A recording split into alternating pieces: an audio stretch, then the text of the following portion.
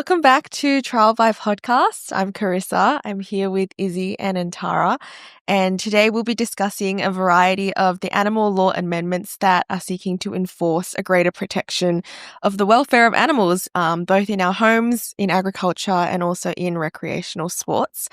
Just before we get into it, we did want to say a big thank you to Pete Miller, our principal, who reviewed our script for this podcast. So we'll be breaking down the latest reforms of dog breeding. We'll be exploring the controversial business of live animal export, and we'll also examine the complex legal world of animals in recreational sports. So from new laws on breeder identification and litter caps to the phasing out of live sheep exports and ongoing debate on racing, we'll cover all aspects of how the law is evolving to better protect our animals across the board. For the dog lovers out there, we'll start with a suite of new protections that are enacted under the Prevention of Cruelty to Animals Amendment Puppy Farming Act of 2024. The main overarching law governing animal cruelty in New South Wales is the Prevention of Cruelty to Animals Act 1979, and the recent amendment seeks to expand the breadth of the law in relation to puppy farming. Some of the protections that are already within the law prior to the amendment include cruelty to animals, tethering of animals, the performance of certain procedures on animals, the reporting of injuries to animals, poisons, and certain electrical devices not to be used on animals, animal baiting and fighting, trap shooting, animal catching activities, live baiting, and tail nicking. So the new amendment came into effect on the 21st of November 2024 and set some standards that don't come into effect until the 1st of December this year as well. At its core, this act sets minimum standards to improve the accountability of dog breeders and cement some greater protections for breeding dogs. So from the 21st of November 2024, an occupier of a premises must not keep more than 20 female adult dogs on the premises. Breach of this carries a fine of $550,000 for a corporation, or $110,000, or imprisonment for 2 years for an individual, or both. However, a person does not breach this cap if the number of female adult dogs kept on the premises is no more than the number that were kept on the premises immediately before the act's commencement. So this should be a really good amendment in keeping the cap on 20 female dogs. That should assist in improving the quality of their life. There's greater expenses that are available to look after each of those dogs. The cap does not apply to approved charitable organisations, rehoming organisations, premises is used temporarily to keep or care for dogs. If no dogs are bred on the premises, a government agency, a dog that is infertile, or a dog kept for the purposes of breeding an assistant animal. If the occupier of the dog premises is a member of the International Guide Dog Federation or an accredited member of Assistance Dogs International. Importantly, in determining the associations that are exempt from this cap, the law can seek to protect dogs against businesses or individuals who may have tried to falsely represent themselves to be breeding assistant dogs in an effort to circumvent the caps on female breeding dogs. There's a 2022 news article that broke in respect of the prosecution of puppy farmers involved in companion animal breeding for mistreatment, where investigators found and examined a total of 441 dogs, including 250 puppies. And they actually seized 21 adult dogs and 41 puppies and ordered treatment for another 32 dogs. The RSPCA have a breadth of powers when it comes to enforcing these orders, and they enforced orders to reduce the size of the breeding establishment from 180 female breeding dogs, which is quite substantial, and 25 male breeding dogs, to no more than 80 female breeding dogs and 25 male breeding dogs. However, with the new legislation, hopefully this can assist to reduce those numbers further, because 80 female breeding dogs is still quite a substantial amount. Oh my. And the breeding facility was ordered to pay animal care costs of $150,000 to the RSPCA, and the courts convicted and fined the pair $20,000 and $900. It is of note, though, that male dogs are not named in these caps. A couple of other restrictions that are imposed. A person in charge of an adult dog must not intentionally allow the dog to become pregnant unless the person has been allocated a breeder identification number. The Act imposes a lifetime cap for dogs when it comes to breeding. A person in charge of an adult dog must not allow the dog to become pregnant if the dog has had the maximum number of deliveries. And in this circumstance, the maximum number is taken to be 3 deliveries by cesarean or 5 different deliveries by any other method. A person in charge of an adult dog that has had 2 deliveries by cesarean delivery must not allow the dog to become pregnant without the written approval of a veterinary practitioner. And the vet practitioner must not give approval unless they are reasonably satisfied that the pregnancy will not cause a risk to the dog. And there are new record-keeping obligations following the birth as well, which will help to enforce and mandate the maximum number of deliveries. And that is that a record must be made within 14 days of delivery, which includes the date, whether it was a cesarean, and any written approval that they'd received from the vet. These records must be kept for 3 years, and a failure to do so results in a 500 penalty unit fine for corporations or a 100 penalty unit fine for individuals. The Act also sets a minimum standard of staff members for dog breeding premises, and that's essentially calculated by dividing the minimum number of dogs at a premises by 20 and rounding to the nearest whole number. Additionally, a person in charge of an adult dog must not intentionally allow the dog to become pregnant unless the person has been allocated a breeder identification number. And these new laws will ultimately enforce greater protections of the interests of these animals and give authorities greater powers when it comes to enforcing those.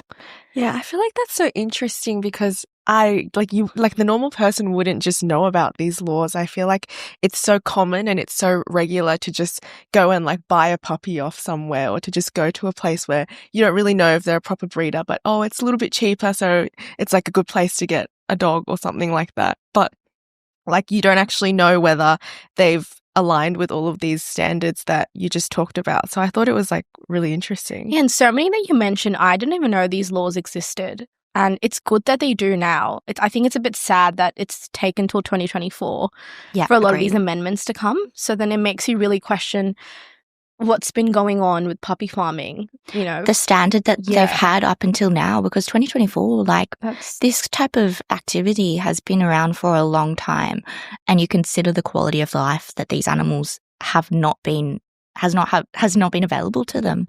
I'm not even sure how many animals will have had more than 5 deliveries. They spend their whole life being pregnant. And obviously that's a big strain on their small bodies. So good to see that there's a suite of protections that are being put out there for them. There's an additional amendment that was brought in 2024 as well, and that's the Prevention of Cruelty to Animals Amendment, Transparency, and Fit and Proper Persons Act 2024. The Act amended the Prevention of Cruelty to Animals Act 1979, which we've already mentioned, to increase transparency in approved charitable organisation enforcement activities and to strengthen animal welfare protections by expanding the fit and proper person regime currently legislated under the Act. The RSPCA New South Wales and Animal Welfare League New South Wales are now formally subject to the Government Information Public Access Act 2009. This means that the public can request access to information about their enforcement activities. These organisations are also now under the oversight of the New South Wales Ombudsman, ensuring greater scrutiny of their statutory enforcement roles. The organisations must provide enhanced annual reporting to the Minister, and these reports must be tabled in Parliament.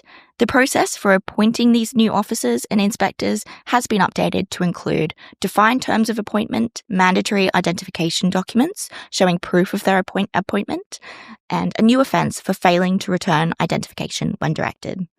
In respect to the fit and proper person regime, courts are now required to issue disqualification orders in cases involving repeat or multiple convictions under Section 5 animal cruelty offences, unless special circumstances are proven, which I think if you consider repeat or multiple convictions, you really do need something that mandates and is really enforceable to protect against actions continuing to be perpetuated against these animals. And courts may also issue disposal or disqualification orders if a person is found guilty of an animal cruelty offence or the person has been dealt with under the Mental Health and Cognitive Impairment Forensic Provisions Act 2020 in relation to such an offence. moving on to, we've got some discussions of live export now. Thank you, Izzy. So now I'm going to shift a little bit into some practices in the cattle industry. So the first area I'm going to look into is live export. So the live export of animals in Australia are regulated by the Export Control Act 2020 and the Export Control Animal Rules 2021. So what this does is that these help to ensure that the industry follows the Australian standards for export of livestock, and these essentially cover the standards for animal sourcing, transport, vessel conditions, sea voyage protocols, and reporting obligations. So a particular area of the animal industry that continues to be susceptible to harmful live export practices is the sheep industry. I don't know if you guys are aware of it. So while these sheep are being exported in vehicles, most of the time when they are being exported, they are subject to very hot temperatures, poor ventilation. They're put into very, high stock density, so they're stuck with each other, and that essentially increases their heat stress, discomfort, and the risk of bacteria and viruses and disease being spread easily. And what this does is that it can cause unreasonable pain and suffering to sheep, and that falls under the definition of animal cruelty under the Prevention of Cruelty to Animals Act, as Izzy has mentioned. Many of these poor live export practices with sheep have tactically escaped animal cruelty offences in Australia due to the lack of regulation, which is quite sad because most of the time it just goes overseen as to how poorly the sheep are treated, and it makes you question the meat that people consume. It makes you be like, what was the backstory of what was on my plate? Yeah. And I think when I looked into this, it made me feel quite upset that I was unaware of how, poorly the sheep. Well, you look again to what we spoke about in terms of puppy farming, and these acts are only just now coming into place. Like, the protections are only just now enforced. You think of how long agricultural practices have been ongoing, and particularly transport via sea. Yeah. Before aeroplanes, before we had the modern day technologies, that was the way everything was moved. So that's quite saddening to hear. Quite saddening. How much it does affect these animals. A good thing, though, is that there has been a recent amendment in this department. So in 2024, the Parliament passed a historic bill to phase out live export of sheep by sea by May 1st, 2028, through the Export Control Amendment Ending Live Sheep Exports by Sea Act 2024. So this legislation essentially gives effect to the commitment made by the Australian government to phase out live exports by sea. Now, the question is, how do we think that realistically is possible considering how big of an industry Australia is with sheep farming? How do you just stop that? And, well, at the minute you phase out sea transport, it's also how else would you transport them? Because I know Australia has quite a big reputation in the meat industry. Yeah. But when you consider that there's also an element of the freshness. Yeah. They can't go on planes. You can't guarantee so much, in that, if you phase out the live export transport. So I think it'll really shape a new generation of farming and a new understanding of procedures to create the same level of freshness, but in another way, if that makes sense. Yes. So potentially if there's that question of maybe the quality of the meat going down, because maybe the way that they aim to try to export it is by slaughtering the sheep before and then transporting it, just so they don't have to go through the pain and suffering. But then there's that question of, as you said, the freshness of the meat. But on the other hand, it will be such a big win in terms of Australia's ethical standards and how progressive we are with how we, take care of our animals. Yeah, I wonder if it will also play a role in breeding, because we were just talking about puppy farming and exploiting animals by continuously breeding. I wonder if because now there's no more of this kind of export, whether we will see a shift in maybe overbreeding of sheep, or in this way another type of welfare issue that kind of arises out of that.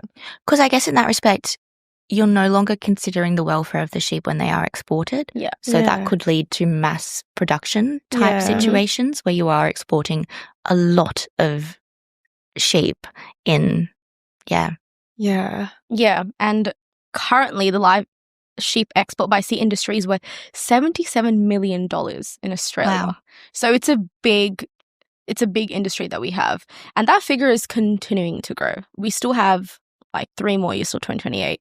I don't think it's going to just suddenly just drop down. I think there will still be an increase, and then hopefully there's farmers and, you know, trying to work towards the 2028 goal, because I do, in my head, it seems like if it's such a big industry, I just feel like in 3 years, how much and how quickly can you know.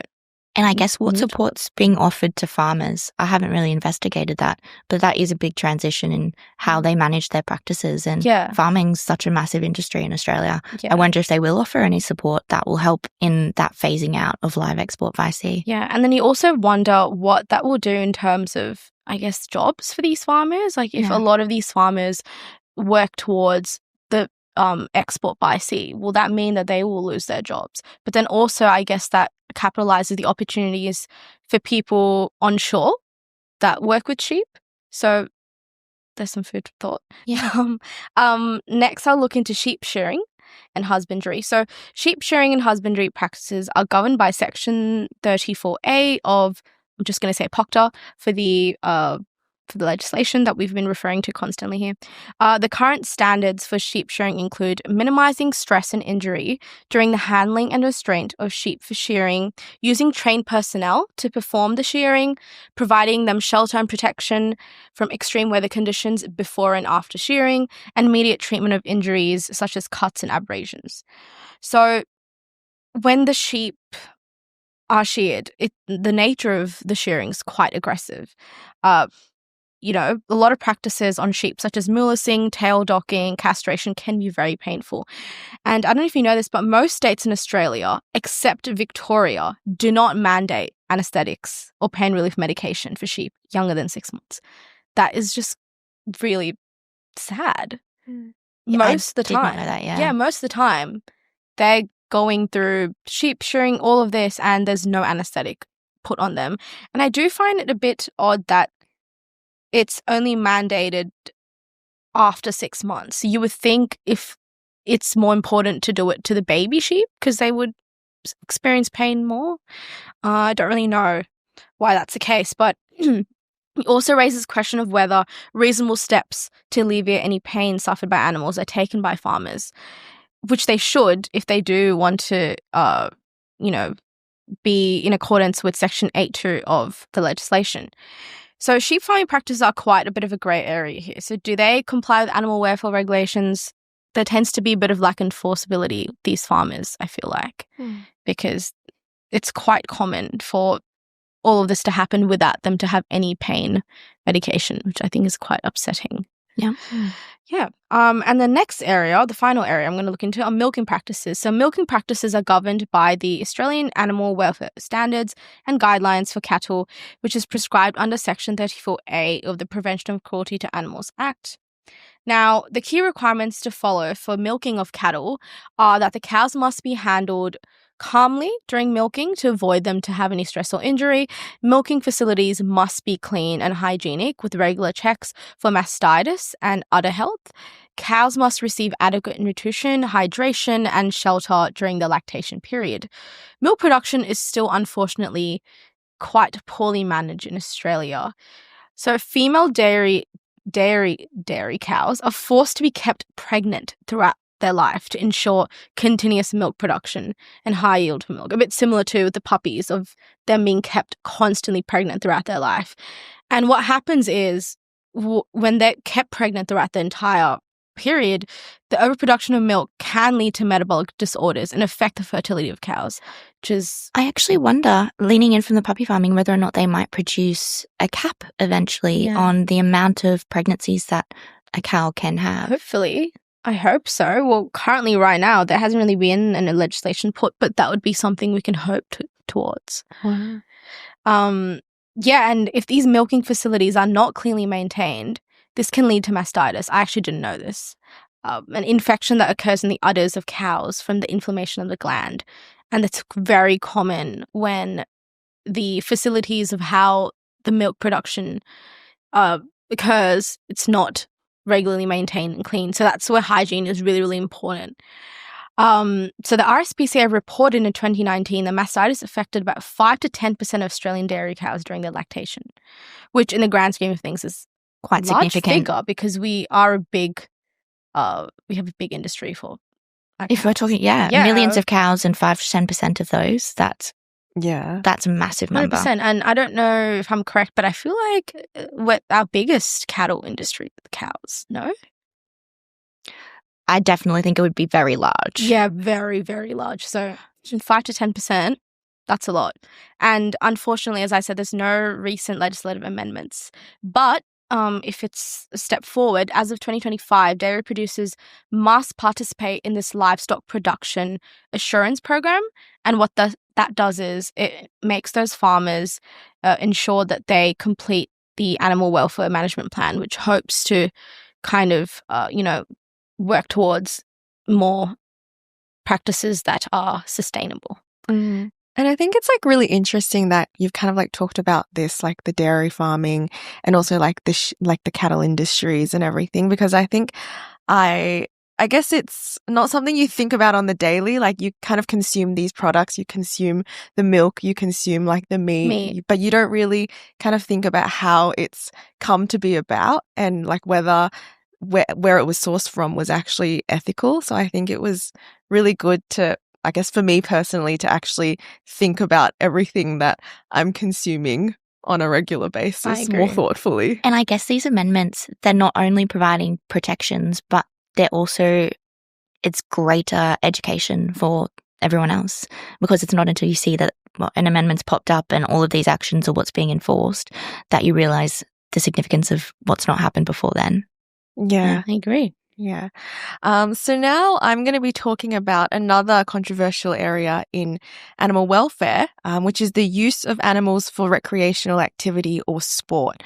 So for example, I don't know if you guys have ever been to the races, but the world of racing has drawn huge criticisms in how it handles its animals, particularly with horse racing and greyhound racing.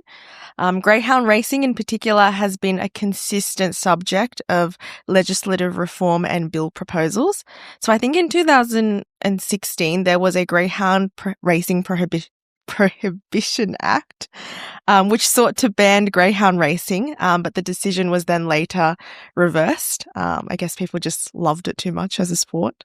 More recently, there was the Greyhound Racing Ban Bill of 2025, which attempted to ban the sport once more and dissolve greyhound racing New South Wales completely. So these attempts are kind of reflective of the concern that general people have regarding the mistreatment of animals in sport. And I guess the public perceptions of these forms of entertainment. So the same can be usually said of horses in sports. At one end of the spectrum, horses can be treated like heroes, especially if they do really well in their sport. So for example, like names like Black Caviar or Winx are some of Australia's most famous race horses. They're kind of like racing legends. Yeah.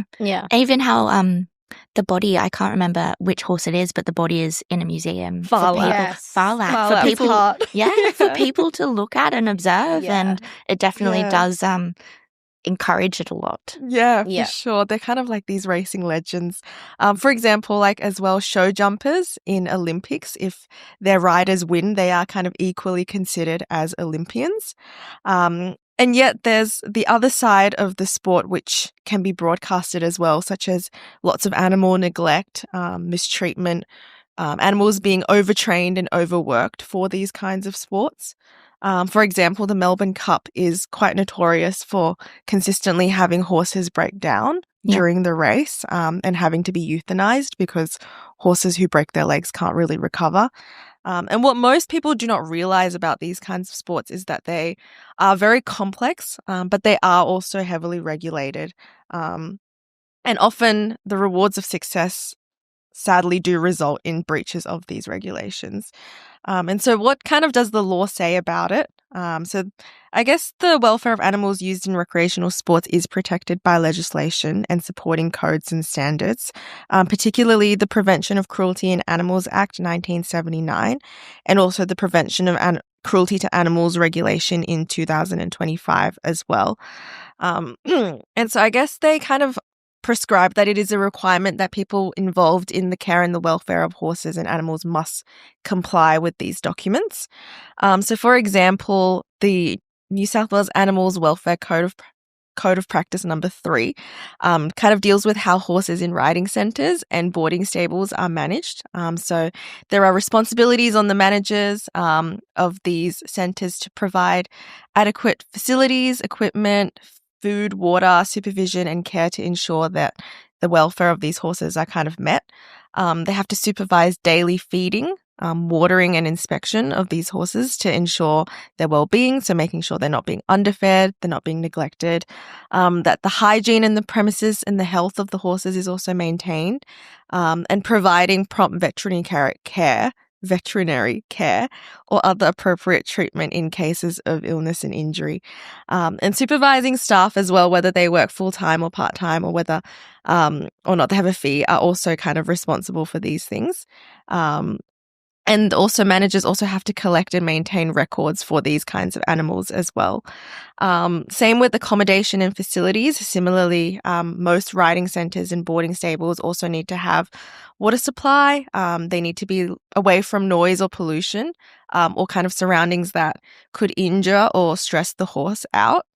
Horses in stables, as well as collecting yards and paddocks, should also have sufficient protection against sun, wind and rain and extremes of temperature.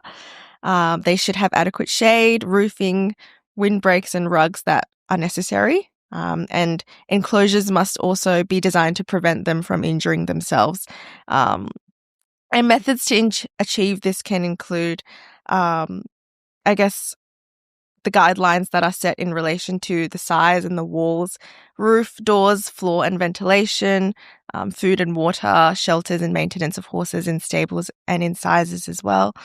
And in addition to guidelines relating to tethering, feed storage, waste disposal and pest control, all of these are used to regulate how horses are kind of kept in these environments. So yeah, I guess those are kind of like some things that people might not actually know about are in the law. Yeah, because you'd kind of think it would be common knowledge that you have to provide feed and water and some kind of shelter to horses, but it's good to know that they are actually mandated by the law. Yeah, for sure. What I think is really interesting is this must be really interesting for you, because I know you ride horses. So how does that kind of change your perspective after knowing everything? Yeah, I guess it's a little bit like what Izzy was saying. You would kind of assume that this is knowledge for the kind of like average person, that, oh, this is what you should be doing. Like these are standards that we should be providing. But then I guess I never really saw this with my own eyes, but then you hear about it a lot as well. Like you hear a lot about for example, ex-race horses, they get, who don't do very well on the track. A lot of the times they are not treated very well, or they're kind of sent to places where these kind of environments are not actually provided. And so you would think that it was a given that this is how animals should be treated. But a lot of the times behind the scenes of a lot of industries, there is a lot of neglect. There are a lot of photos of horses that are skin and bones, or there are a lot of, I guess environments that are not clean for these horses to be living in. And it is a really sad reality of the sport as well, I think. And I guess some interesting laws that you might not probably know about. So until I guess they were repealed in 1999, there was a number of kind of odd laws about horses in New South Wales. And you guys can let me know what you think of these. So it was an offence to ride a horse at a fast pace past a place of worship on a Sunday, or past a ferry wharf while people were getting on or off a ferry. In Australia, horse riders on public roads must follow the same rules as a driver of a car. I'm guessing this is for safety reasons, because the law considers horses to be a vehicle. That also means riders must also be below the 0.05 blood alcohol limit while on horseback. They cannot touch their mobile phones and have to abide by all traffic signs and the speed limit at the time. Which is really good to know because unlike driving a vehicle, the vehicle is not alive. Whereas when you're riding a horse, you're not only looking after yourself, but also the horse is the vehicle at that point. Yeah. So you have to make sure you don't want to see someone intoxicated driving a horse, putting themselves and the animal at risk. Yeah. I don't know how you could even ride with the phone open, but it's good to know that it's mandated. Yeah. Yeah, for sure. A rider is also liable for a horse's droppings on the road. So a little bit like, I guess, walking your dog. Yeah. And yeah, I guess causing other issues to road users as well. So the driver / the rider is responsible for removing the droppings off the ground. Horses are also encouraged and allowed to ride on footpaths and nature strips instead of the road when possible, unless specifically prohibited areas, obviously. And horse riders must also give way to pedestrians on a footpath or a nature strip. If you are riding two abreast of another rider, you must not ride more than 1.5 meters apart.